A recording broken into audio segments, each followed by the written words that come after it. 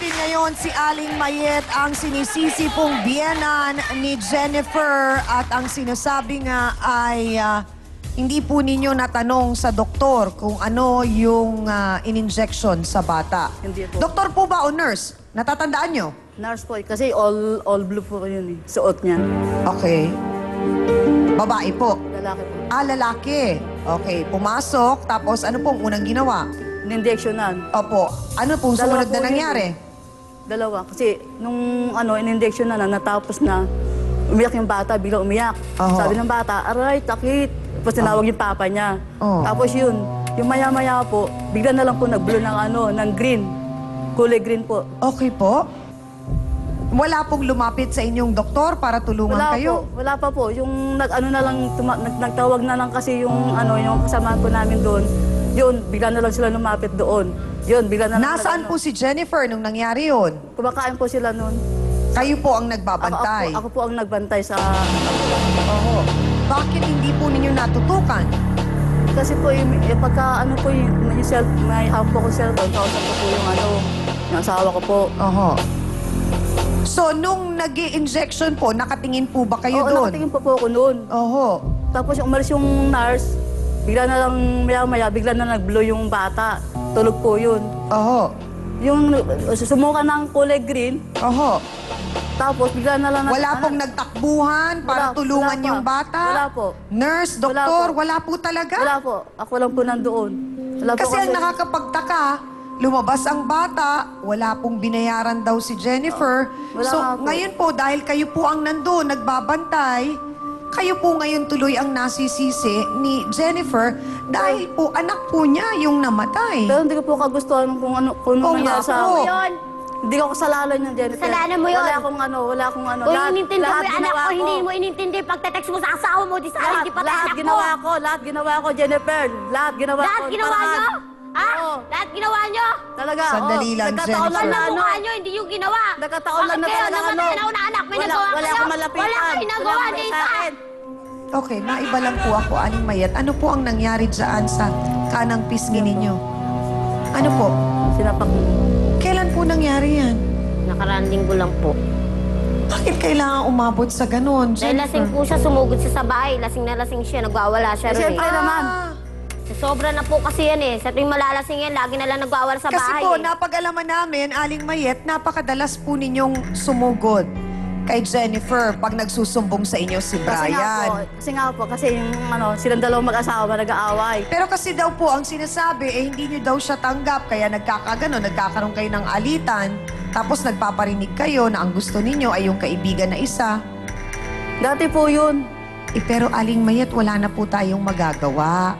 Siya po ang pinili ng anak ninyo. Kasi nga po, minsan, pagka nag-aaway sila ng mag-asawa, ako inaano ng anak ko eh. Sinungaling ka pa. Lahat ng kapitbahay namin alam yan. Hindi totoo yun. Sinungaling dito. Di po, Aling Mayet, ano po bang sinusumbong ni Brian sa inyo? Dahil nga sa tungkol po sa pera. So bakit po imbis na pera, bote po ang ibinabato ninyo kay Jennifer? Hindi po totoo yung bote. Totoo yun, huwag ka na magsinungaling.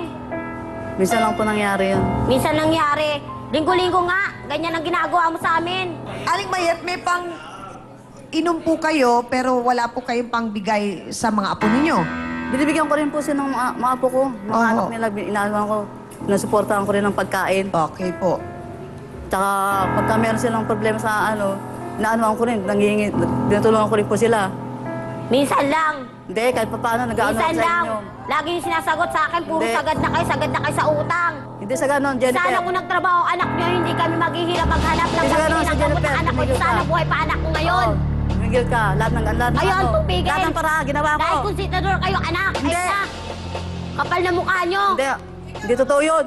Kahit pa Okay, paano, balikan bibigyan ko sa natin inyo. ang insidenteng nangyari sa ospital. Attorney Acosta, pwede po ba yun na ang isang pasyente, bata man o matanda, lumabas po ng isang ospital na wala pong binigay na death certificate? Yun nga po ang nakakapagtaka kung totoo yung mga istorya nila siyang amin dahil sino mang pasyente, unang-una, na-admit sa ospital, dapat may record na yon.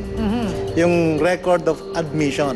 Obligasyon ng isang hospital o anumang institusyon na may mga ganyan facility na kapag ka merong namatay sa premises nila, ay kinakailangan isyuhan nila ng death certificate.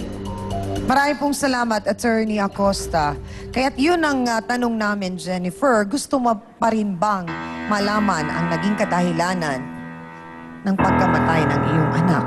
Siyempre, oo naman, hindi ba? Opo. Gusto ko rin naman po malaman. Bago dinala ang bata sa ospital, Jennifer, ano ang dinadaing niyang masakit sa kanya? Nilalagnat po siya tapos kinukumbulsyon siya. Kaya dinala po Ilang kami sa beses ospital. kinumbulsyon? Bali, 3 po. 3 beses siya kinumbulsyon bago namin Sa siya isang ospital. araw? Opo. Kaya sinugod na po namin siya. Oo. So, ibig sabihin, talagang mataas ang lagnat Opo, ng mataas bata. po yung lagnat talaga niya. Ang hindi nila agad siyang napatingnan kahit sa center man lang. Wala bang naiwan dun sa mga bata? Wala po. Dahil sa labas lang di kami natutulog niyan eh.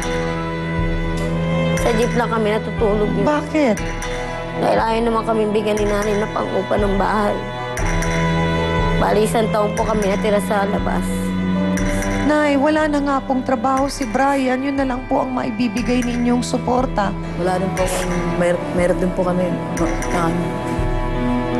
Pero sana pinatira na lamang po ninyo doon sa tirahan ninyo. Nakikitira din po ako dun sa asawa ko. Na hindi po ama yun ni Brian. Ano po, stepfather po. Naku, napakabigat ng problema ng ating mga bisita ngayong araw na ito, mga sausawero at sausawera, pero kailangan po ninyong bumoto. Iyon na nga mga kapatid. Ay, aba, isang napakalungkot na storya dahil isang munting anghel na naman ang nawala. At hanggang sa ngayon, hindi natin alam ang dahilan ng kanyang pagpanaw. Kaya ang tanong ko sa inyo, I'm sure nagdurugo ang puso ninyo para sa lola ng bata at sa ina nito. Pero kailangan nyo nga bumoto, ika nga ni Chang. Boto hands tayo, pula ba kayo o puti? Taas sa mga placards, mga kapatid. Go! Boto hands!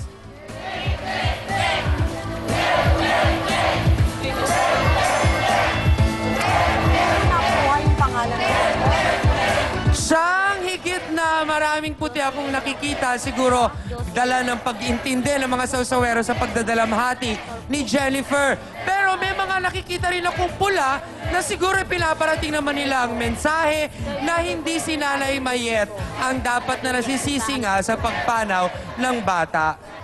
Siya raw po ay madalas magtago sa palda ng kanyang sariling ina kapag may problema sila ni Jennifer. Paano raw siya magbabago kung sa tuwing may problema, siya ay tumatakbo? Si Brian Marquez. Pasok!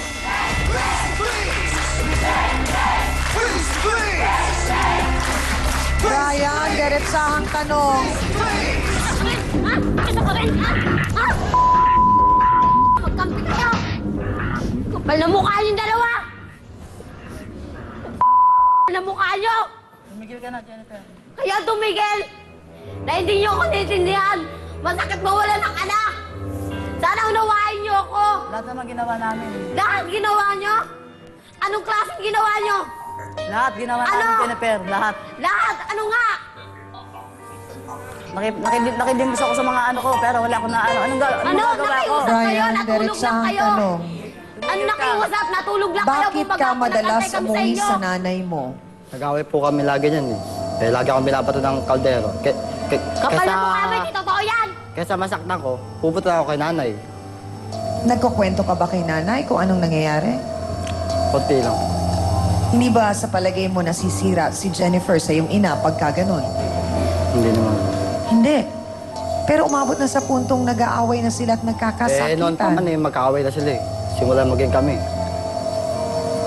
Bakit kaya hindi ginagawa ng paraan ni Brian na maging malapit si Jennifer sa kanyang ina? At ano ba yung sinasabi niyang binabato siya ng kaldero? Babalik pa ho kami. Tutukan ninyo ang mga eksplanasyon ni Brian dito lamang po sa Face to Face.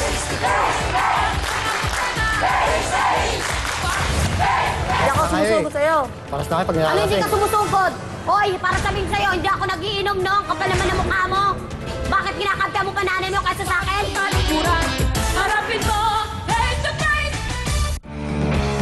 Don't go away, magbabalik ang Face to Face dito sa TV5.